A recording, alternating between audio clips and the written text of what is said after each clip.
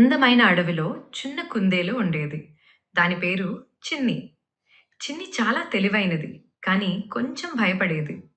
అడవిలో ఉన్న పెద్ద జంతువులను చూసి అది ఎప్పుడూ అనుకునేది, నేను కూడా వాళ్ళలా ధైర్యంగా ఉంటే ఎంత బావుంటుంది. ఒకరోజు అడవిలోని జంతువులందరూ ఒక పెద్ద పోటీ పెట్టారు.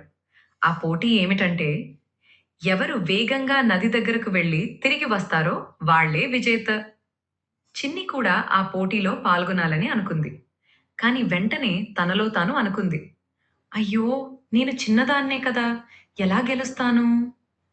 అప్పుడు ఒక తెలివైన తాబేలు చిన్ని దగ్గరకు వచ్చి చెప్పింది. చిన్ని, నీ మీద నమ్మకం ఉంచుకో. చిన్నదైనా నీకు వేగం ఉంది కదా! ఆ మాటలు విన్న చిన్ని ధైర్యం తెచ్చుకుంది. పోటీ మొదలైంది.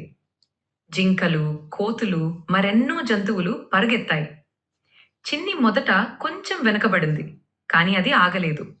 తన శక్తి అంతా ఉపయోగించి వేగంగా పరిగెత్తింది. చివరికి ఏమైందో తెలుసా? చిన్ని ముందుగా నది దగ్గరకు చేరి తిరిగి వచ్చింది. అందరూ ఆశ్చర్యపోయారు. అడవిరాజు సింహం చెప్పింది, చిన్నదైనా చిన్ని పెద్ద ధైర్యం చూపించింది. అప్పటి నుంచి చిన్ని తనను తాను ఎప్పుడూ తక్కువగా అను.